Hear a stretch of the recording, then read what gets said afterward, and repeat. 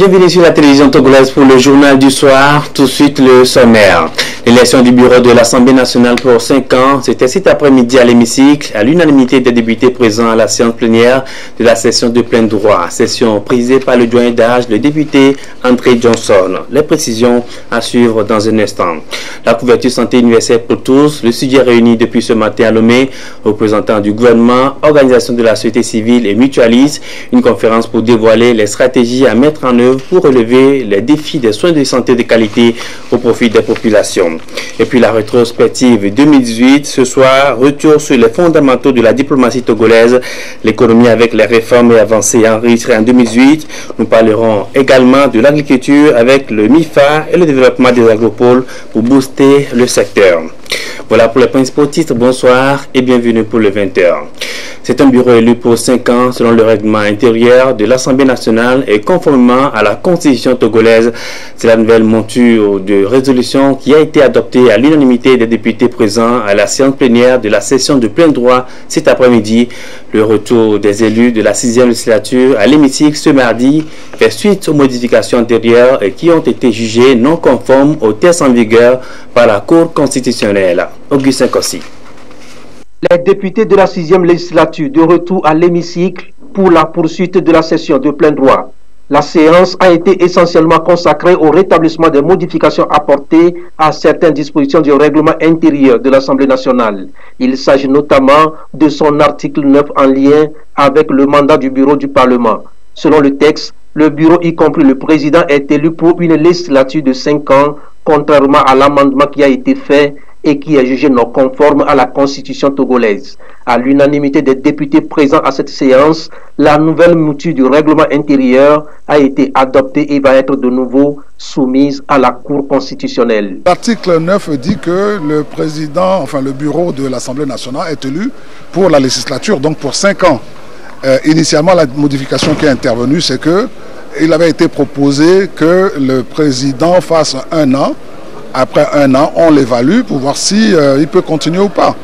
Donc la Cour constitutionnelle a estimé que ce n'est pas conforme aux dispositions de la Constitution.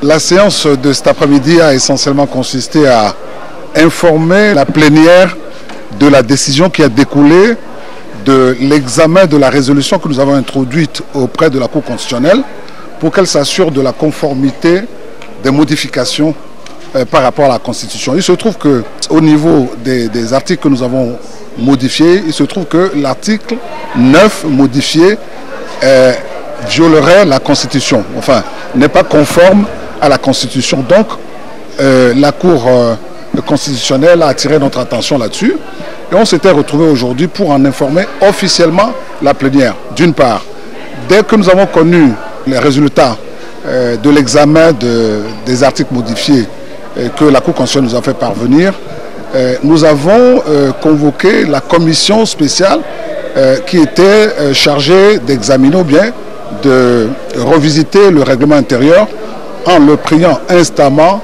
de tenir compte de la décision de la Cour constitutionnelle. Et c'est ce que nous avons fait cet après-midi et on l'a adopté, la nouvelle mouture où l'article 9 ne fait plus partie des articles modifiés. Autrement dit, l'article 9 originel a été intégralement remis à sa place.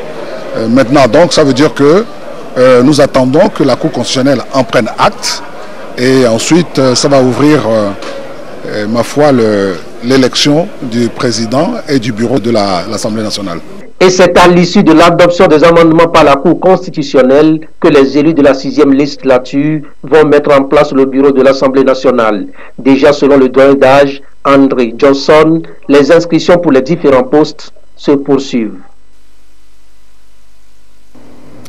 La couverture sanitaire pour tous, quelle approche définir pour relever ce défi? La question est au centre d'une conférence internationale ouverte ce mardi à Lomé. Représentants du gouvernement, organisations de la société civile et mutualistes prennent part à ces assises. Cette conférence internationale s'inscrit dans la poursuite de l'engagement politique en faveur du développement du mouvement mutualiste. Les précisions de Elia Bagnandao et Luc Assi. La couverture sanitaire universelle pour tous, un des défis majeurs du XXIe siècle auquel fait face les pays africains. afin de garantir un accès à des soins de santé de qualité aux populations qui évoluent dans le secteur informel ou non. Des mutuelles de santé ont vu le jour. Malgré la noble mission qu'elles portent, ces mutuelles sont méconnues. En plus de cela, elles sont confrontées à des difficultés relatives aux faibles offres de soins de santé et la faible adhésion des populations. À cette conférence internationale de Lomé sur le pari de la mutualité pour le 21e siècle, représentants de gouvernements et d'organisations internationales, des mutualistes et les organisations de la société civile vont partager leurs expériences et définir de nouvelles stratégies pour se mettre à la hauteur de leurs tâches. Nous souhaitons que ce monde politique prenne conscience que les liens de solidarité apportés par le monde mutualiste constituent une véritable société juste. Nous souhaitons également que le monde politique prenne conscience qu'il est possible d'étendre la couverture de santé universelle et que les mutuelles sont une option les plus intéressantes pour y arriver. Notre conférence, pour nous, est un moment phare pour renouveler les stratégies d'appui aux mutuelles de santé en Afrique de l'Ouest et du Centre. Et à cet effet, nous allons présenter le résultat d'un processus de consultation conduit depuis plusieurs mois avec les plateformes mutualistes nationales et les partenaires mutualistes africains. Ce processus nous a permis d'élaborer un cahier de revendications politiques qui servira de feuille de route à destination des mutualistes ainsi que des gouvernements afin de réussir l'ancrage des mutuelles de santé aux efforts d'extension de couverture de santé universelle. L'enjeu étant d'assurer une meilleure protection sanitaire aux populations afin de répondre aux multiples demandes sociales, le Togo entend tirer meilleur profit de cette rencontre de haut niveau pour renforcer davantage son système de protection sanitaire. Le Togo, dans le cadre de la conduite des actions multiformes en matière de protection sociale en faveur de l'ensemble de la population, s'est résolument engagé à mettre en place au cours des mois à venir et de manière progressive une couverture maladie universelle en faveur de toutes les couches de la population togolaise. Cette problématique a figuré parmi les priorités dans le cadre des discussions que le gouvernement a engagées avec les acteurs du secteur de la santé. Dans les semaines et les mois à venir, deux importantes initiatives seront concrétisées. La première va porter sur l'extension et le renforcement de l'assurance maladie, à la fois dans le sens de l'élargissement des personnes couvertes par l'INAM, l'Institut national d'assurance maladie, dans le sens du développement des mutuelles de santé. La deuxième initiative importante qui surviendra concerne la révision du Code du travail et dans ce cadre, les préoccupations des travailleurs en matière de renforcement de la protection sociale seront également remplies à travers des actions concrètes. Je peux donc vous affirmer que le Togo mettra tout en œuvre pour opérer des choix judicieux devant permettre aux populations d'être des acteurs clés dans la chaîne de gestion de la couverture maladie. Outil par excellence de promotion de la solidarité, la mutuelle de santé est ouverte à toutes les couches socio-économiques et professionnelles. Elle contribue énormément à réduire les inégalités et la pauvreté. Elles pensent fédérer davantage leurs énergies pour venir à bout de la précarité sanitaire à l'issue de cette réunion. Et en marge de la conférence internationale sur le pari de la mutualité pour le 21e siècle, les professionnels des médias ont été entretenus sur cette nouvelle approche qui permet d'accompagner le gouvernement dans la dynamique de garantir une couverture sociale pour tous.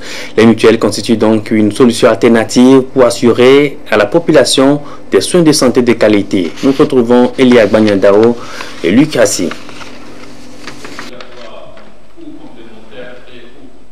Les mutuelles de santé, dans leur essence et identité, se basent sur la solidarité pour protéger les mutualistes des difficultés sanitaires. Elles ont pour priorité l'accès de tous aux soins de santé et de s'assurer que les services sont adaptés aux besoins des mutualistes.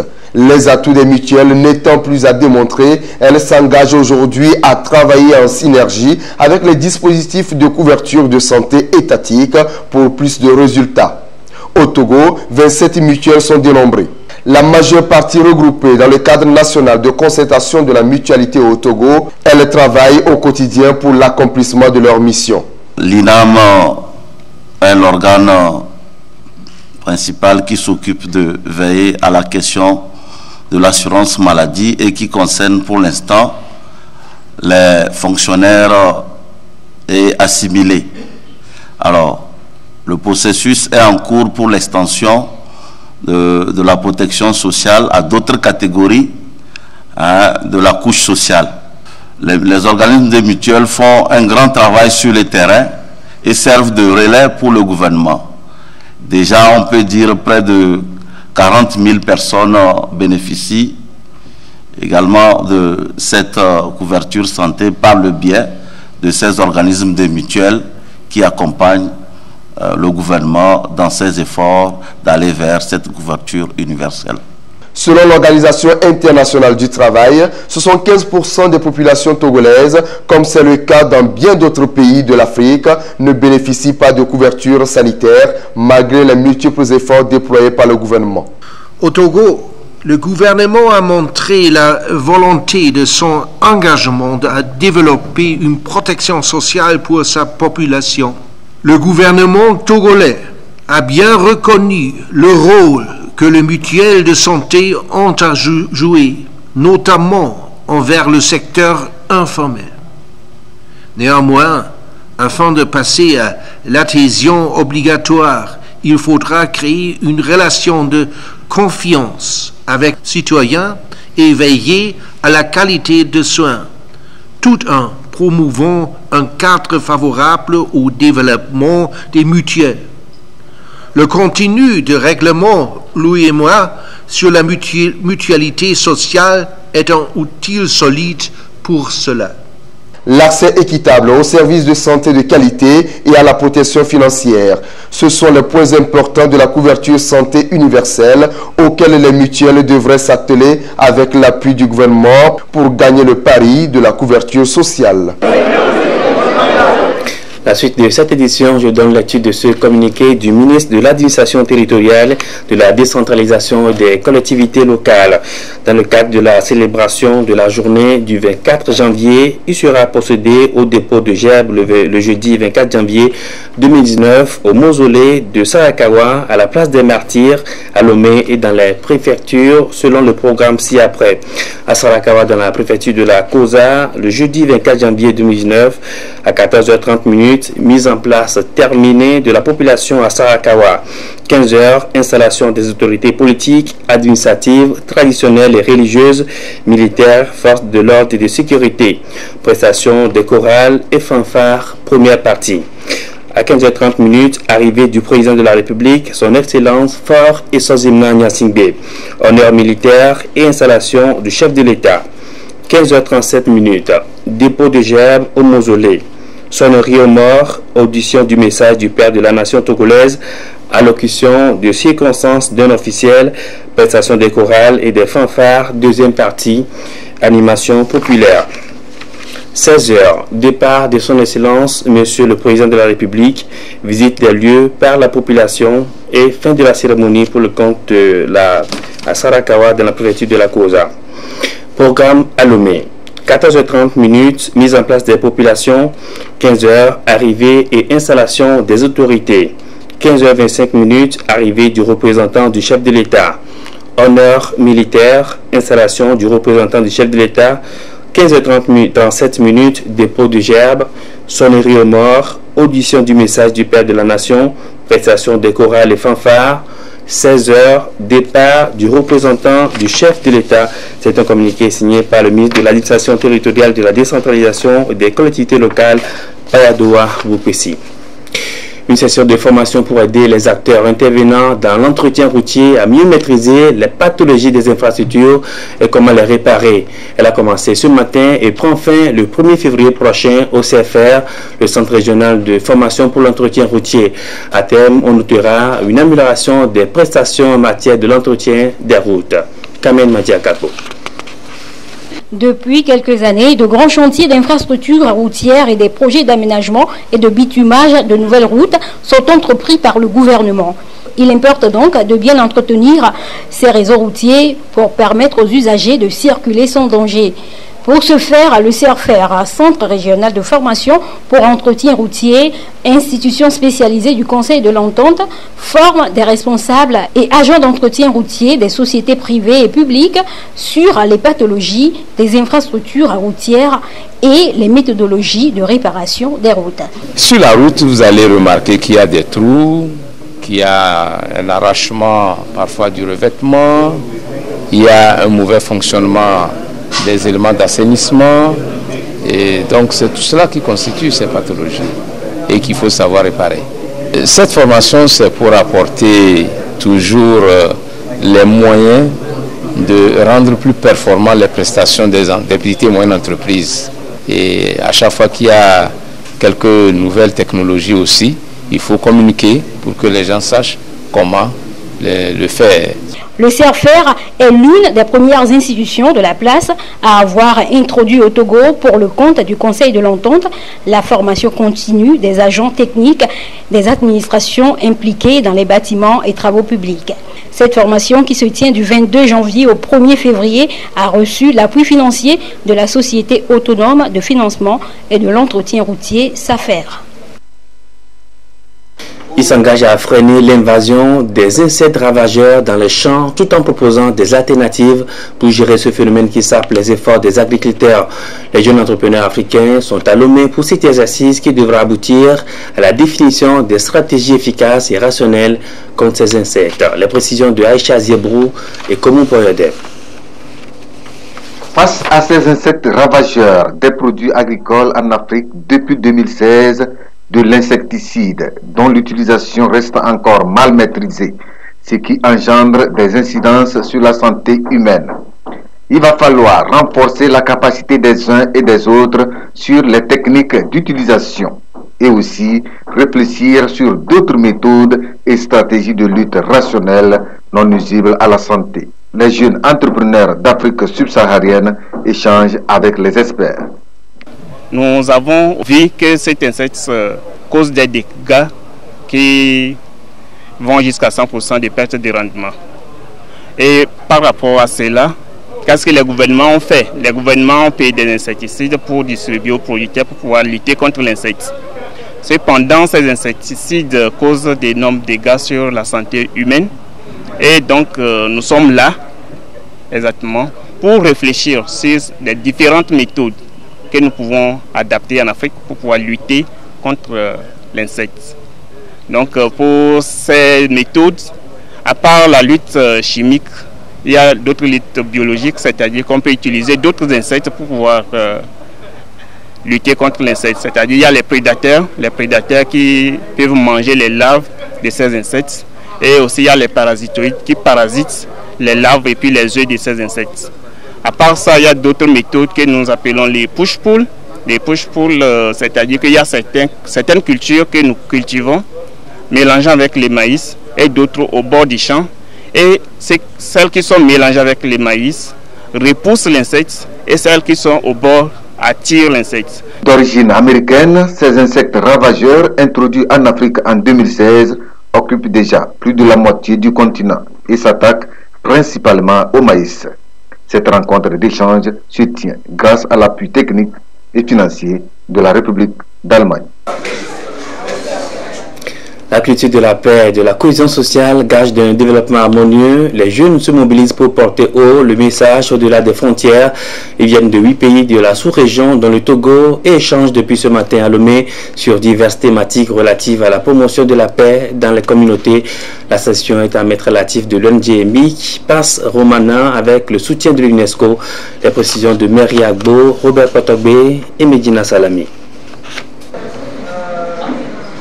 Ces jeunes venus de 8 pays de l'Afrique de l'Ouest s'inscrivent dans la dynamique de la préservation de la paix voulue par les premiers responsables de la sous-région. Sur une période de 4 jours, ils seront outillés sur les notions de la démocratie citoyenne, la prévention des risques de conflit et les instruments régionaux pour la paix et la sécurité. C'est une formation initiée par l'ONG MIEC, Pax Romana, en rapport avec les résolutions du Conseil de sécurité de l'ONU. Nous nous inscrivons dans le cadre de la résolution 2250 du Conseil de sécurité qui a été sortie en août 2015 et demandant au gouvernement d'impliquer de plus en plus les jeunes dans les sphères de décision quand il s'agit de la promotion de la paix. Parce que cette jeunesse qui aujourd'hui donne une idée du dividende démographique assez large est marginalisée la plupart du temps quand il s'agit des décisions qui les concernent. C'est un atelier qui entend aussi revaloriser le rôle des jeunes dans la communauté, plus précisément la couche juvénile et son implication dans le processus de pacification des différends. On peut retenir que les jeunes et les femmes doivent ensemble participer à la construction des communautés de paix, non seulement en étant acteurs à la base, c'est-à-dire au contact des communautés, mais aussi en s'asseyant à la table des décisions qui concernent la promotion de la paix dans les communautés. Ils sont 30 jeunes à se former pour initier à leur tour des activités en vue de promouvoir la paix et la cohésion sociale dans leur communauté d'origine. La formation est financée par l'UNESCO. La population d'Ogaro dans le Pendjab Ouest se préoccupe des sujets relatifs à l'accès d'eau et à l'assainissement dans la région. Un projet est initié dans cette dynamique avec l'accompagnement des ONG Self-Help Africa et 3 ASC. Une journée citoyenne a été organisée à cet effet pour échanger sur des pistes de solutions en vue de la pérennité du dit projet. Le point avec Désiré Aloye. La mise en place des infrastructures d'eau potable et d'assainissement contribue à améliorer les conditions de vie des populations. Hygiène, eau et assainissement, implantation du projet d'amélioration de l'accès aux services d'eau potable et d'assainissement dans le canton de Ogaro. L'autre volet du projet, piloté par 3 ASC, Association d'appui aux activités de santé communautaire, avec le soutien de l'Union européenne et Self-Help Africa, l'interpellation citoyenne dans l'objectif de promouvoir un cadre d'échange direct entre les acteurs en charge de l'eau, hygiène et assainissement et les communautés de Ogaro. Dans le cadre de l'accès à l'eau potable, on a prévu 6 nouveaux forages et la réhabilitation de 27 forages en panne. On a également appuyé et équipé des artisans réparateurs des pompes. Dans le cadre de l'assainissement, on appuie la population à travers des subventions pour avoir des latrines, ce qu'on appelle les latrines sans plate. Donc c'est des latrines améliorées qui les permettent de subvenir à leurs besoins dans toute sécurité et dans les meilleures conditions hygiéniques. Cette journée d'interpellation de citoyennes vise à créer une carte d'échange entre les populations, les services techniques, les autorités locales et régionales, ainsi que des acteurs de développement pour voir en matière d'accès à l'eau et d'assainissement. Qu'est-ce qu'on peut faire pour mieux réaliser les buts du projet? C'est un exercice de plaidoyer à l'endroit des autorités et autres acteurs en charge de l'eau, hygiène et assainissement pour davantage prendre en compte les préoccupations des populations. Le projet de ZACEPA arrivé à point nommé pour renforcer la politique du gouvernement en ce qui concerne la santé au niveau des communautés à la base. Je voudrais remercier l'ONG 3 ASC, Self-Help Africa et l'Union européenne pour l'effort qu'ils continuent par nous aider, que ça soit continuel, pour que le canton de Ogaro, dans la préfecture de Pendjab Ouest, serve de modèle aux autres villages dans la préfecture. Le projet prévu pour 3 ans à Ogargo et à Naké-Est est un soutien à l'État dans la mise en œuvre de sa politique sociale au profit des populations. Eau potable, hygiène et assainissement, une urgence pour freiner les maladies liées.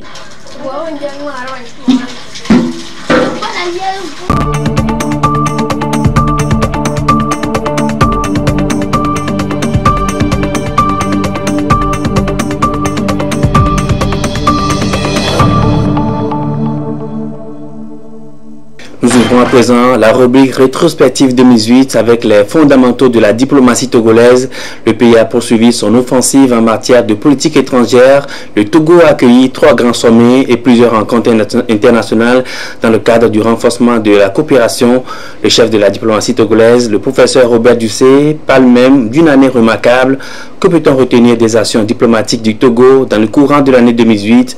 Les éléments de réponse dans ce dossier signé Ekwesala.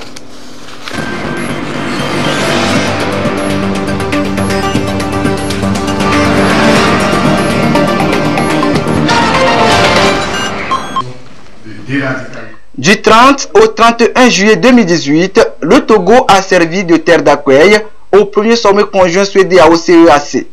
À Lomé, les 2 organisations communautaires ont réfléchi sur les stratégies appropriées pour garantir la paix et la sécurité et mettre fin au terrorisme et à l'extrémisme violent dans les 2 sous-régions. À cela s'ajoute le 53e sommet de la conférence des chefs d'État et de gouvernement de la CEDEAO et le sommet de l'UEMOA. À la tête de la CEDEAO de juin 2017 à juillet 2018, le Togo a géré avec succès la crise politique que traversait la Guinée-Bissau depuis des années. Le pays de Fort Gnassingbé a également compté sur l'institution sous-régionale pour venir à bout de façon pacifique aux différends entre les acteurs politiques nationaux. Ceci grâce à une feuille de route définie par la conférence des chefs d'État et de gouvernement de la CEDEAO le 31 juillet 2018 à Lomé. Le Togo a été visiblement dynamique sur le plan diplomatique à travers des grandes rencontres régionales, continentales et internationales auxquelles a pris part le chef de la diplomatie togolaise, le professeur Robert Dussé. Au cours de l'année 2018, le ministère des Affaires étrangères, de la coopération et de l'intégration africaine a su relayer la vision diplomatique du président de la République en Norvège, en Israël, en Arménie, en Guinée-Bissau, au Maroc, en Namibie et au Qatar. En termes de coopération, Lomé a été le centre d'échange très important lors de la 43e session du Conseil des ministres ACP-UE.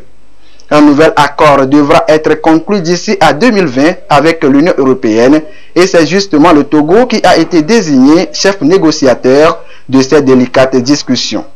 Cet accord conclu entre l'Europe et ses partenaires de l'Afrique a été qualifié de modèle unique pour la coopération nord-sud au regard de son caractère juridique contraignant, de sa portée globale incluant l'aide, le commerce et la coopération politique, de ses institutions communes, de son mécanisme de cogestion ainsi que de la création d'un instrument financier spécifique, le Fonds européen de développement. Le dynamisme de la diplomatie togolaise s'est également exprimé par la présence du pays au sein des grandes organisations internationales. En 2018, le Togo a été réélu au Conseil des droits de l'homme des Nations Unies et au Conseil économique et social de l'ONU. Dans le courant de l'année, le pays a poursuivi ses efforts pour la nomination de ses hauts cadres au sein des instances régionales telles que la Communauté économique des États de l'Afrique de l'Ouest, CEDEAO, l'Union économique et monétaire ouest-africaine, UEMOA, et le Conseil de paix et de sécurité de l'Union africaine. Année remarquable sur le plan diplomatique, 2018 l'a été grâce à l'impulsion donnée par le chef de l'État Fort Gnassingbé pour rendre effectif l'engagement du Togo à contribuer significativement à la construction d'un monde pacifique et surtout à mettre l'action diplomatique au service du développement à travers la coopération internationale.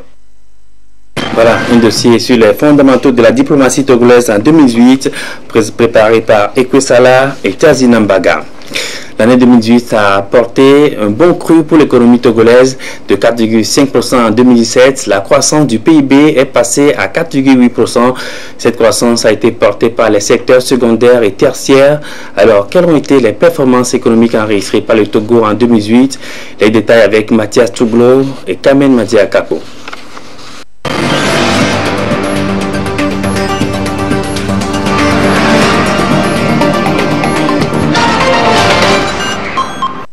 L'économie togolaise a enregistré de bonnes performances en 2018. Le rythme annuel de croissance s'est accéléré à 4,8% en 2018 contre 4,4% en 2017 avec des performances réalisées dans tous les secteurs d'activité. Les avancées en matière de gestion publique et de bonne gouvernance ont été saluées par le Fonds monétaire international FMI qui n'a pas hésité à accorder un nouveau financement de 34 900 000 $ américains, soit un peu plus de 17 milliards de francs CFA au pays au titre du programme soutenu par la facilité élargie de crédit FEC. En 2018, le gouvernement togolais a poursuivi les réformes économiques et financières engagées depuis une décennie. Le Togo s'est ainsi illustré avec un bond de 19 places dans le top 10 des économies qui ont le plus amélioré leur cadre réglementaire dans le monde selon le classement du Business de la Banque mondiale. Il est classé à la 137e place contre la 156e l'année précédente. Le pays représente ainsi la deuxième économie la plus attractive dans la zone UEMOA et la quatrième en Afrique de l'Ouest. Outre le Doing Business, le Togo a également réalisé des progrès au niveau du Millennium Challenge Corporation MCC. Le pays a validé 14 indicateurs sur 20, soit 2 de plus que l'année précédente. Lomé occupe ainsi la meilleure place, juste derrière Dakar. Pour la troisième année consécutive, le Togo a rempli 3 critères d'éligibilité au compact qui sont entre autres la lutte contre la corruption et les droits démocratiques. Ces résultats marquent une volonté claire des plus hautes autorités du pays à amplifier les réformes. Le Togo s'est vu octroyer en avril 2018 un appui de 35 millions de dollars, soit environ 18 milliards de francs CFA, dans le cadre du Threshold, dit programme Seuil. Ceci constitue une première étape avant le compact qui permet d'obtenir une aide de plusieurs centaines de millions de dollars. En 2018, les autorités togolaises ont tout mis en œuvre pour ramener la dette publique à des niveaux viables et à faire progresser les réformes fiscales. Ainsi, le gouvernement s'est engagé à stabiliser le cadre macroéconomique et de soutenabilité de la dette publique, dont le taux ressort à 72% en septembre 2018 contre 73,3% en 2017. Ce taux devra être ramené à 67,5% à fin juin 2019. Le ministère de l'Économie et des Finances est parvenu à faire adopter par l'Assemblée nationale une série de tests relatifs à la modernisation de la collecte des impôts, des taxes douanières et des procédures fiscales. Un nouveau dispositif fiscal est donc en vigueur à partir du 1er janvier 2019. Le secteur bancaire a fortement contribué au financement de l'économie en 2018. Le taux de financement de l'économie est ressorti à 43% du PIB au 30 septembre 2018, soit le taux le plus élevé des pays de l'UEMOA. Les privatisations envisagées de la BTCI et de l'UTB devraient contribuer à doter le secteur bancaire de plus de capacités de financement de l'économie. En août 2018, les autorités togolaises ont adopté en Conseil des ministres le plan national de développement PND qui couvrira la période 2018-2022. Ce plan, qui vient remplacer la stratégie de croissance accélérée et de promotion de l'emploi SCAP, permettra d'améliorer les conditions de vie des populations et faire du Togo un hub de croissance économique avec pour finalité la création de richesses et d'emplois. Le gouvernement compte lever 4 622,2 milliards de francs CFA pour la réalisation de ce plan avec le concours du secteur privé qui devra contribuer à plus de 60% du coût global requis. Consolider la croissance et confirmer la relance de l'économie, tels sont les objectifs des plus hautes autorités du pays en 2019. Tout sera donc mis en œuvre pour transformer le Togo en un hub logistique et un pôle de transformation manufacturier et d'industrie extractive, comme le souhaite le président de la République. En 2018, on a aussi enregistré de meilleurs résultats dans le secteur agricole. D'importants projets et programmes ont été mis en œuvre ça et là pour booster la production agricole et améliorer les conditions de vie des producteurs. On peut citer le projet MIFA, mécanisme incitatif de financement agricole, la mise en place des agropoles dans certaines régions du pays, le tout pour moderniser le secteur. Edem Soussoupa.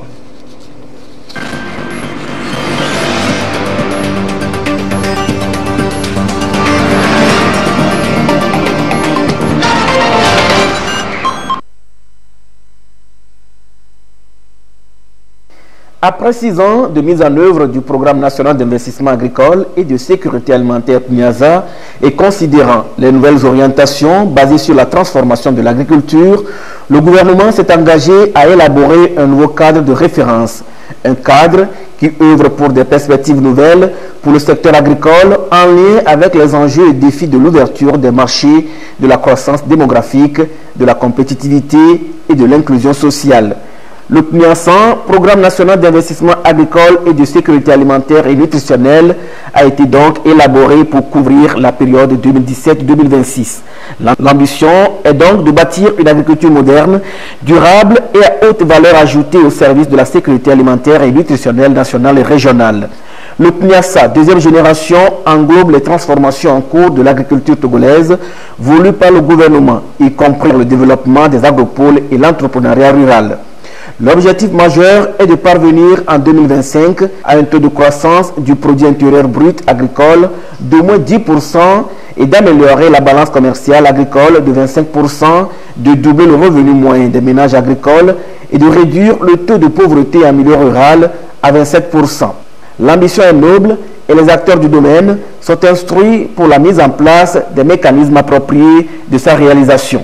Les efforts se poursuivent et ces dernières années, le secteur agricole a bénéficié d'énormes investissements de la part de l'État et de ses partenaires, toujours dans la droite ligne de la promotion et du professionnalisme de l'agriculture. Plusieurs programmes ont vu le jour courant l'année 2018, à l'instar du MIFA, mécanisme incitatif de financement agricole fondé sur le partage de risques. Lancé en juin 2018 par le chef de l'État Forest Osman Yassibé, la phase pilote du MIFA produit déjà des résultats. 6 mois après l'expérience faite dans les zones d'aménagement agricole planifié d'Agou, d'Agomeglouzou, de Blita, de Kovié, de Notien, de Sadori, le MIFA a connu un franc succès. Le mécanisme a permis l'enregistrement et l'accompagnement de 3500 agriculteurs, la pré-livraison d'intrants agricoles à hauteur de 115 millions de francs CFA et la structuration de la chaîne de valeur agricole. Déjà, plus de 105 millions de francs CFA ont été alloués aux exploitants agricoles au taux de 8% et 1,2 milliard approuvé est en cours de décaissement. Autre acquis important, la négociation de contrats d'achat avec les agrégateurs pour l'acquisition de plus de 100 000 tonnes de riz, 3 500 tonnes de maïs et 10 000 tonnes de manioc, ainsi que l'accompagnement de 122 coopératives d'exploitants agricoles qui bénéficieront d'environ 2 milliards de francs CFA de crédit auprès des partenaires financiers. À travers le MIFA, le gouvernement entend révolutionner le monde agricole. Il s'annonce comme un trait d'union entre tous les acteurs de la chaîne de valeur agricole et de financement du secteur. Il bénéficie du soutien financier du FIDA et de la BAD. Autre projet important, les agropoles. Ils constituent la nouvelle stratégie de développement agricole au Togo. Il bénéficie d'un financement évalué à plus de 60 milliards de francs CFA. Ce financement, qui couvre la période 2016-2030, va permettre de donner un nouvel élan au secteur agricole et assurer l'amélioration de la compétitivité des produits togolais. Cette nouvelle stratégie de promotion des agropoles contribue d'une part au développement de la transformation des produits de l'agriculture, de la pêche et de l'élevage en produits manufacturés à travers la promotion des PME-PMI et même des très petites entreprises. D'autre part, cette stratégie vise la mise en place d'une synergie de la part des acteurs et l'inclusion sociale dans une logique d'amélioration des conditions de vie des populations rurales. L'atteinte des résultats passe par un cocktail alléchant d'actions mises en place par les meilleurs experts du monde agricole. En effet, le processus de conception du premier agropole pilote dans le bassin de Kara est en cours. avec l'appui de la BAD. En somme, la politique de mise en place des agropoles contribue à la réduction de la pauvreté, principalement en milieu rural, avec une réduction de plus de 15% dans les 5 prochaines années.